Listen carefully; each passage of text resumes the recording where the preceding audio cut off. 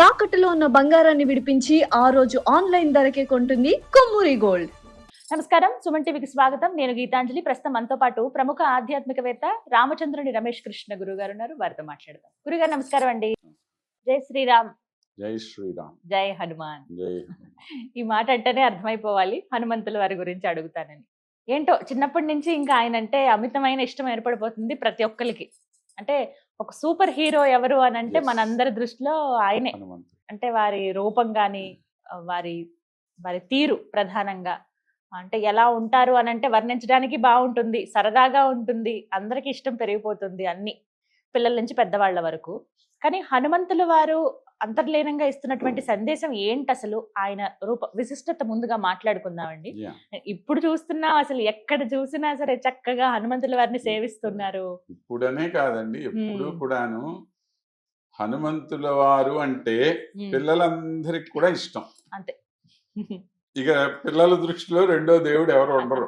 అంతే. అందరికి ప్రతి పిల్లవాడిని మీరు ఎవరైనా పోతే రే హనుమంతులాగా కూర్చోరా అనగానే ఇలా పట్టుకునేసి నుంచునేస్తాడు, అలా కూర్చునేస్తాడు. అంటే హనుమంతుడు అంత పిల్లలందరినీ కూడా ఆకర్షిస్తాడు. ఆకర్షించటమే కాదండి, పిల్లలందరూ కూడా అవశ్యము హనుమంతుడి దగ్గర నేర్చుకోవాల్సిన గుణాలు ఎన్నో ఉన్నాయి. పిల్లలకి ఏం కావాలి ముందు చెప్పండి? చక్కగా మాట్లాడటం రావాలి, బుద్ధి సరిగ్గా ఉపయోగించుకోవటం రావాలి, ఎవరితో ఏ విధంగా వ్యవహరించటం కావాలి. ఈ గుణాలు ఏవైనా మీరు చెప్పండి, అన్నీ కూడా హనుమంతుడిలో సంపూర్ణంగా ఉన్నాయి. ఇదే నేను చెప్పిన మాట కాదు, సాక్షాత్తు మర్యాదా పురుషోత్తముడు అనబడేటువంటి శ్రీరామచంద్రుడే చెప్పిన మాట. మొట్టమొదట ఆయన చూడటానికి వస్తారు కదా, కిష్కింధకాండలో మొట్టమొదటి వీళ్ళిద్దరు పరిచయం జరిగింది. జరగగానే హనుమంతుడి గురించి లక్ష్మణుడితో శ్రీరాముడు చెప్పినటువంటి మాటలు, నాన్ ఋగ్వేద వినీతస్య నా యజుర్వేద ధారిణ నా సామవేద విదుషో శక్యమేవం ప్రభాషితం అంటారు. అంటే ఋగ్వేదం, యజుర్వేదం, సామవేదం ఇలాంటి వేదాలన్నీ నేర్చుకున్నటువంటి మహాపండితుడు ఎవడైతే ఉంటాడో, అంటే ఇవన్నీ ఒక్కొక్కటి నేర్చుకోవడమే కష్టం, అలాంటిది 4 నేర్చుకున్నటువంటి గొప్ప పండితుడు ఎవరైతే ఉంటారో అలాంటి వాడు మాత్రమే ఎంత గొప్పగా మాట్లాడగలడో అలా మాట్లాడుతున్నాడు ఈ మాట్లాడేటువంటి వాడు. మాట్లాడేటప్పుడు మనం ఏమేం చేస్తాము? కొంతమంది కళ్ళు ఎగరేస్తారు, కొంతమంది ఏమో అనవసరంగా నవ్వుతారు, కొంతమంది ఏమో ఏం మాట్లాడుతున్నారో అర్థం కాకుండా మాట్లాడతారు, కొంతమంది ఓ అని చెప్పేస్తారు, కొంతమంది ఏమో సాగదీసి మాట్లాడతారు. అవునా? ఇటువంటి ఏ వికారము లేకుండా మంద్రస్వరంతో చక్కగా మాట్లాడటం అనేటువంటి లక్షణం ఈ దగ్గర మనం నేర్చుకోవాలి. అంటే మానవులందరికీ మాట్లాడటం అనే ఒక ఆర్ట్ నేర్పిన మహానుభావుడు ఎవరు అంటే హనుమంతుడే. సందేహం లేదు. ఇంకా సర్టిఫికెట్ ఇచ్చిన ఆయన ఎవడు? సాక్షాత్తు శ్రీరాముడు ఇచ్చాడు సర్టిఫికెట్. ఇంకా రామాయణం మొత్తంలో రాముల వారు ఇంకెవ్వరినన్నా ఇంత గొప్పగా పొగిడారేమో చెప్పండి. ఎవరిని పొగడ్డా ఆయన అంత గొప్ప, అంత ఇంప్రెస్ చేసేసాడు ఫస్ట్ మీటింగ్ లోని. అది హనుమంతుల వారి గొప్పతనం. ఆయన యొక్క వైశిష్ట్యం ఏమిటి అంటారని ఎంత చెప్పుకున్నా కూడా తగ్గేది కాదండి.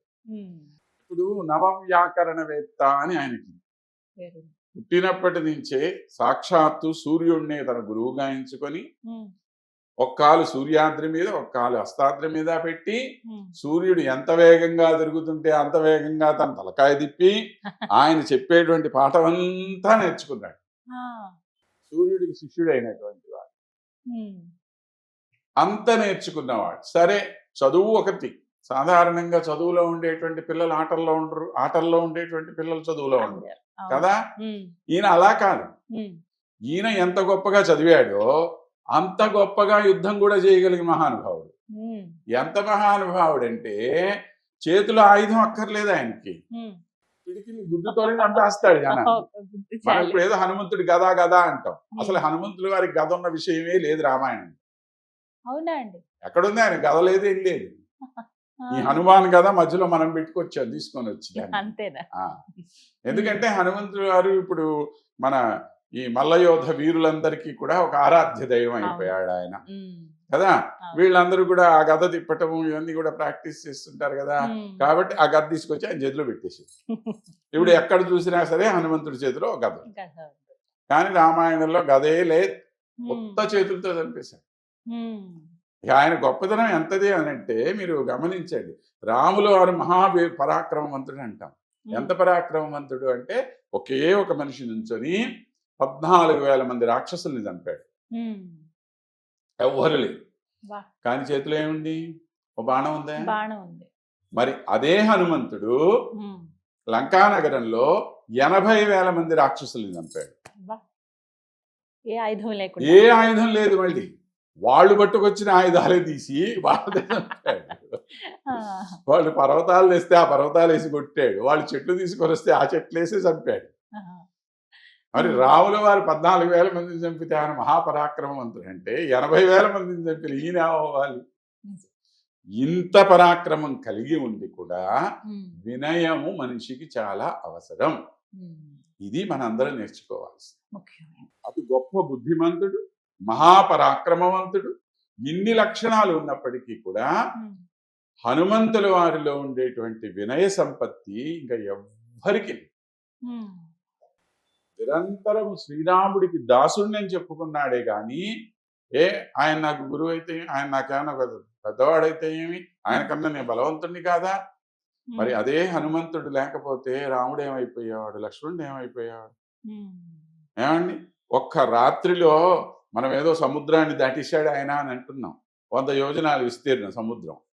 మరి అలాంటి సముద్రాన్ని దాటేసి ఎక్కడి నుంచి, సముద్రం దగ్గర నుంచి మళ్ళీ హిమాలయ పర్వతాలకు వెళ్ళేసి అక్కడ నుంచి పర్వతాన్ని తీసుకొని వచ్చి ఈ చెట్టు ఆ చెట్టు ఏంది తీసుకొని వచ్చేది, మొత్తం కొండంతా వేసుకొని వచ్చేసాడు. అవునా? మళ్ళీ తీసుకొచ్చి వీళ్ళకి అప్పగించి మళ్ళీ ఆ కొండ అక్కడ లేకపోతే మిగిలిన వాళ్ళకి కష్టం కలుగుతుందేమో అని చెప్పి తెల్లారే లోపల మళ్ళీ ఆ కొండను తీసుకుపోయి అక్కడ పెట్టేసి వచ్చాడు. ఎంతసేపట్లో జరిగింది ఇదంతా? సాయంత్రం నుంచి తెల్లవారే లోపల. ఏమండి, ఇది ఆయన యొక్క గొప్పతనం. ఇంత చేసి కూడాను నాదేమున్నాయా స్వామి, ఏదో మీ యొక్క దయ వల్లన, లేకపోతే ఎక్కడో శాఖామృగంగా పడిపోయి ఉండేటువంటి రామచరితమానసులో అంటాడు ఆయన, తులసీదాస్ గారు. స్వామి శాఖామృగమై చేసే అంటాడు. నేను ఎక్కడో కొమ్మల మీద తిరిగేటువంటి మృగాన్ని నేను ఇన్ని గొప్ప పనులు చేశాను అని అంటే కారణం ఏమిటి అని అంటే నీ యొక్క పరాక్రమమే, నువ్వు నా వెనకాల నిలబడి ఉండటమే అని చెప్పుకున్నాడే గాని నేను ఏదో పెద్ద గొప్ప వీరుణ్ణి సూర్యుణ్ణి అని ఎప్పుడు చెప్పుకోలేదు.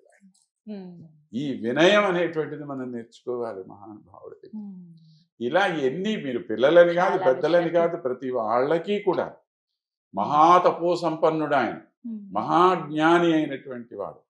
రామరహస్యోపనిషత్తు అని చెప్పి ఒకటి, ఆ రామరహస్యోపనిషత్తులో మునులందరూ కూడా వచ్చి ఈయన్ని అడుగుతారు, ఎవరిని, హనుమంతుడిని, అసలు మానవుడి జీవితం అంటే ఏమిటి, మనం ఎలా ఉండాలి ఏమిటి అని చెప్పి ఇలా కొన్ని ప్రశ్నలు వేస్తారనమాట.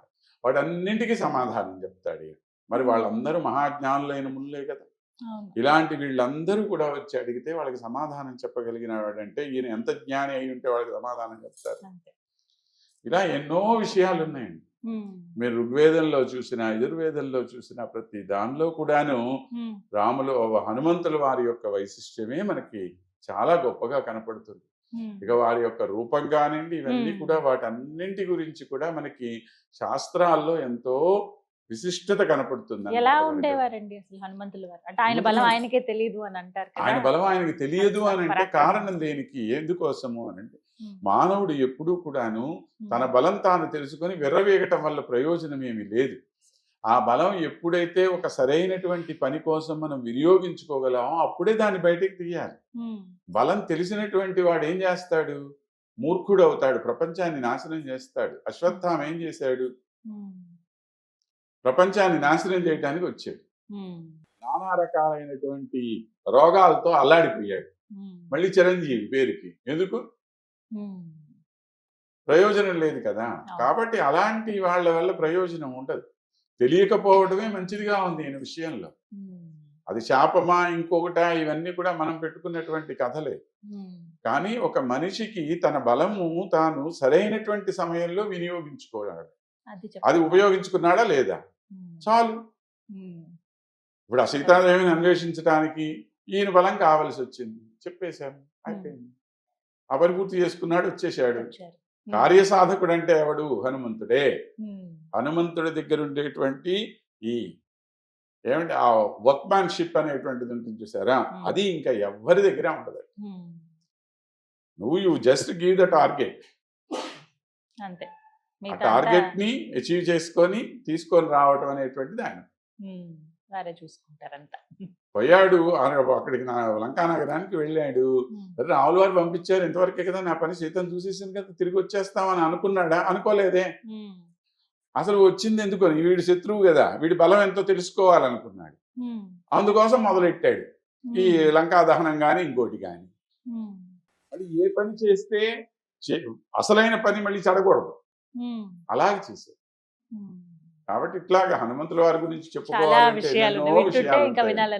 అద్భుతంగా ఉంటుంది. అయితే ఇక్కడికి ఎపిసోడ్ ముగించిన తర్వాతి ఎపిసోడ్ లో హనుమాన్ చాలీసా అసలు ఎందుకు చదవాలి, ఎలా చదవాలి, అసలు అర్థం ఏంటి, తెలుగులో సరైన అర్థాలతో వివరిస్తారని కోరుకుంటున్నాం. ధన్యవాదాలు గురుగారు.